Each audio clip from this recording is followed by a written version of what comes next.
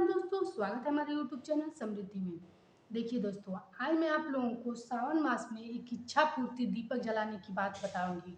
वैसे तो इस दीपक के बारे में आप लोग जानते होंगे, लेकिन ये पशुपतिनाथ के जब व्रत आप करते हैं तो ये दीपक दूसरे तरीके से जलाया जाता है। लेकिन ये इच्छा पूर्ति दीपक श्रावण मास में या फिर विशेष तिथियों पर, जैसे कि प्रदोष पर, पूर्णिमा पर, या फिर एकादशी के दिन, या फिर किसी ऐसे नियमबद्ध होकर संकल्प लेकर 41 दिन 21 दिन ही ये दिया जलाया जाता है अपने इच्छा पूर्ति के लिए। तो आज और उसमें क्या क्या उस पूजा में आप लोगों को सामान लेकर जाना है, क्या क्या पूजा सामग्री है, ये सब मैं इस वीडियो में बताऊंगी। तो यदि आप किसी परिस्थिति में परेशान हैं, किसी जैसे आर्थिक स्थिति खराब है, या बच्चे पढ़ लिख लिए हैं नौकरी नहीं पा रहे हैं, तो आज का वीडियो आप जरूर ध्यान से देखिएगा। वैसे तो पूरे सावन आपको सुबह शाम शिव मंदिर में दीपक जलाना बहुत शुभ होता है। तो आप लोग अगर ये इच्छा पूर्ति दीपक न जलाते हो तो ये दीपक तो जरूर जलाते होंगे कि श्रावण मास में, और इस बार का तो श्रावण मास और भी पवित्र हो गया है, 59 दिनों का हो गया है। तो चूंकि मैं ये बात आप लोगों को पिछले वीडियो में बता चुकी हूँ कि खंडित किए बिना आप लोग 8 सोमवार का पूजा कीजिएगा, भले ही व्रत रहें चाहे न रहें, लेकिन यदि संभव हो तो व्रत भी रहें। लड़कियां जो 16 सोमवार का विवाह के लिए संकल्प लिए, उनके लिए तो और अच्छा है। 8 सोमवार ये भी पढ़ेंगे और 8 सोमवार बाहर ही पढ़ेंगे।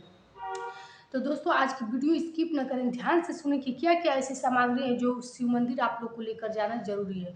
और हाँ, कुछ लोग ये पूछते हैं कि क्या ये उपाय मंदिर में करना ही जरूरी है, घर पे कर सकते हैं। देखिए, घर पे और मंदिर में क्या अंतर होता है, यही अंतर होता है कि जब आप लोग मंदिर में कोई चीज़ करते हैं तो मंदिर में प्राण प्रतिष्ठित मंदिर मूर्ति रहती है। तो घर में आपके भगवान हो चाहे ना हो, लेकिन वैसे तो कहा जाता है कि यदि आप पत्थर को भी पूज रहे हैं मन से तो वहाँ भी भगवान रहेंगे। लेकिन फिर भी आजकल आज का जीवन कलयुग है, ये सब बातें करने से नहीं होगी कि मन में चंगा तो कटौती में गंगा, ये सब बातें यहाँ लेस मात्र हो गई हैं, खत्म हो गई हैं।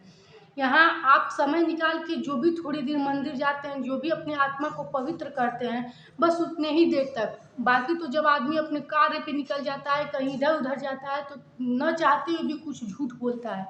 तो बस आप लोग ये मान लीजिए कि मंदिर में जा करके बहुत लोग, लगभग 95% लोग मन से भी पवित्र हो जाते हैं। तो इसलिए मंदिर जाकर ही ये उपाय करें तो ज़्यादा अच्छा रहेगा। और ध्यान में मंदिर में लोग जाते हैं तो पूजा में ध्यान रहता है, घर पे हमको नहीं लगता है कि उतना ध्यान हो पाएगा। और हाँ, यदि आप सब कुछ से सक्षम हैं, घर पे शिवलिंग रखे हैं, पार्थिव शिवलिंग रखे हैं, तो ये उपाय आप लोग घर भी कर सकते हैं।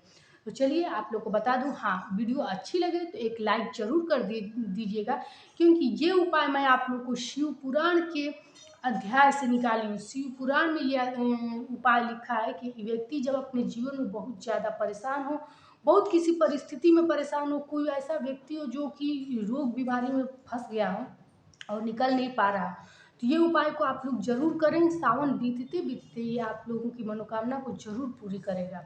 और ये सावन में ही नहीं, आप लोग कभी भी शुरू कर सकते हैं, किसी एकादशी, किसी प्रदोष या पूर्णिमा, अमावस्या, किसी भी दिन से शुरू कर सकते हैं। या फिर एक तिथि आप चुन सकते हैं कि मैं हर पूर्णिमा को ये दीपक प्रज्वलित इस प्रकार शिव मंदिर में करूंगी, या फिर से किसी अमावस्या के दिन, प्रदोष के दिन, प्रदोष चूँकि शिव भगवान की ही पूजा होती है, या फिर पूर्णिमा को देव देवियों की पूजा होती है, तो आप लोग किसी भी दिन कर सकते हैं, कोई दिक्कत नहीं है। चलिए मैं बताती हूँ, अच्छी लगे आप लोग को वीडियो तो सब्सक्राइब कर दीजिएगा, क्योंकि आप लोगों को ऐसे ही पढ़ के शास्त्रों की जानकारी ले करके और अपने गुरु जी के द्वारा आप लोगों को अच्छी जानकारी दूँ और इससे आप लोगों को लाभ हो।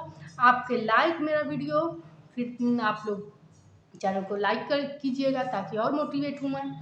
चलिए दोस्तों मैं बताती हूँ। देखिए, सावन मास के यदि अब तक तो ये उपाय आप लोग किए नहीं होंगे, लेकिन सुबह शाम दिया जरूर जलाइएगा। प्रत्येक सोमवार मंदिर जाने की कोशिश कीजिएगा। हो सके तो अपने छोटे बच्चे को भी, 12 साल से जो अधिक है, उनको भी एक लोटा जल लेकर शिव मंदिर जरूर भेजिएगा, क्योंकि वही आपके भविष्य है, अच्छे बुद्धि, अच्छे बल के लिए, अच्छी विद्या के लिए उनको जरूरी है। तो शिव मंदिर में 12 साल से ऊपर का हर बच्चा जा करके जल गिराए तो बहुत ही लाभ मिलता है। देखिए, आप लोग सफ़ेद चंदन ले लीजिए, सफ़ेद पुष्पों की माला ले लीजिए, ठीक, सफ़ेद चंदन थोड़ा ज़्यादा ले लीजिएगा, और जिससे कि आप अपने भी माथे पर त्रिपुंडी जो लगाया जाता है वो लगा सकें। फिर बेलपत्र ले लीजिएगा, एक ही बेलपत्र ले लीजिएगा, उसको 5 बार धुल के चढ़ा सकते हैं। 108 चावल का दाना ले लीजिएगा, खंडित ना हो, क्योंकि आप लोग जानते हैं कि खंडित चावल नहीं चढ़ाया जाता है। कोई हरा फल ले लीजिएगा आप, चाहे फल जो भी लें, और कपड़ा आप लोग हल्का क्रीम कलर का या फिर हल्का पिंक कलर का पहनिएगा सोमवार को, जिस भी तिथि दिन जब भी पूजा करने आप लोग जाए। और 5 कोई किसी धातु की या फिर किसी मिट्टी की, आटा की, किसी चीज़ का भी दिया ले सकते हैं, लेकिन इसमें सबसे अच्छा दिया होगा आप लोग आटे की दिया। मैं आप लोग को कई वीडियो ऐसी दे चुकी हूँ कि जिसमें आप लोग को मन चाहा कोई चीज़ पाना हो, मनवांछित फल पाना हो, तो आटे का दीपक कहा जाता है कि उस उपाय को अति शीघ्र फलीभूत करने में बहुत तो अच्छा माना जाता है। शादी विवाह में भी आप लोग देखेंगे कि आटे का दीपक प्रज्वलित किया जाता है वर वधू के अच्छे जीवन के लिए। तो आप लोग आटे का दिया ले लीजिएगा और उसमें 2 बाती डालिएगा, क्रिस क्रॉस करके 2 बाती डालिएगा, और आप उसमें 2 लौंग रख लीजिएगा। 2 लौंग अपने थाली में रखिएगा, हाथ में अभी नहीं, मैं अब घर से ले जाने की बात कर रही हूँ। और एक गोल वाली फूलबाती ले लीजिएगा। इसके सिवा घी ले लीजिए या फिर से आप तेल ले लीजिए, कोई दिक्कत नहीं है। आप लोग मंदिर चले जाइए। मंदिर जा कर के शिवलिंग पे जो भी आप लोग पंचामृत से, वैसे तो मैं बताती हूँ कि स्नान कराना श्रावण मास में बहुत फलदायी होता है। इसलिए आप लोग कोशिश करें, किसी आप लोग परिस्थिति को अच्छा करने के लिए, अपने जीवन को सुखी बनाने के लिए, यदि मान लीजिए कि आपका घर पूरे सब कुछ से भरा हुआ है, तब भी कोई बात नहीं। पंचामृत से स्नान कराने से भगवान भोले खुश होंगे, आपका जीवन और आगे बढ़ेगा। और मुझे नहीं लगता है कि किसी को इस जीवन में हर चीज़ से सुखी है, कोई ना कोई चीज़ से लोग परेशान ही रहते हैं। तो आप लोग ऐसा कीजिएगा कि पंचामृत से ही स्नान कराइए। बेलपत्र है, एक है, उसको धो करके 5 बार आप चढ़ा दीजिए। उस पे ओम लिखना ज़रूर भूलें नहीं, और राम या तो फिर राम लिख दें। राम किससे लिखा जाता है ये फिर मैं एक बार बता दूं, पीले चंदन से या फिर से अनार की लकड़ी से, किसी ऐसे चीज से, या फिर हाथ से। हाथ से लिखने की जरूरत नहीं है, हाथ से जब करना हो, आपको अनार की लकड़ी न मिल पाए, तो इस अनामिका उंगली से आप लोग सिर्फ उस पर बुद्धि कर दीजिएगा, टीका लगा दीजिएगा। उसके बाद से ये सब चीजें चढ़ा करके फल चढ़ा दीजिए, और माला, सफेद फूल की माला जरूर लेकर जाइएगा जो चढ़ाना है। और उसके बाद फल चढ़ा करके आप लोग ये दिया प्रज्वलित कीजिएगा। इसी दिए से आप लोगों को इनकी आरती भी करनी है। ध्यान से सुनिएगा, वीडियो स्किप न कीजिएगा। इसी दिए से आपको आरती करके पूरा पूजा करना है। पूरा पूजा करके चारों तरफ उनका आरती करके, और फिर वो दिया वहीं रख देना है। अब दिया कैसे जलाना है, बीच में जो फूलबाती रखे हैं वो भी जलाना है, और चारों जो दिए के किनारे निकले हैं उसको भी जलाना है। अब आपके मन में सवाल आएगा कि 5 मुखी वाला दीपक क्यों? देखिए, शिव पुराण में शिव का 5 मुख बताया गया है, 4 चारों दिशाओं में, एक आकाश की तरफ उद्मुख, ऐसे बताया गया है, ताकि उनके नेत्र हर तरफ में, वैसे भी उनके 3 नेत्र तो आप लोग जानते ही होंगे, तो हर दिशा में उनकी मुख है। इसलिए अपनी संकट को खत्म करने के लिए आप लोग ये जो इच्छा पूर्ति दीपक जला रहे हैं, इनका सब पांचों, 4 कोने और एक बीच में जो रखी हुई फूलबाती है उसको भी आप लोग प्रज्वलित कीजिएगा।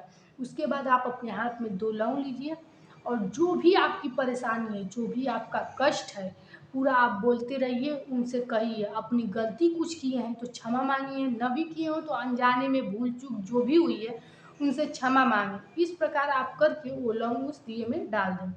उसके बाद से आप लोग उठिए और अपने घर चले आइए। अब आप लोग पूछेंगे, देखिए, कभी भी पूजा समाप्त करने के बाद मंदिर के प्रांगण में 5 मिनट समय देना न भूलें।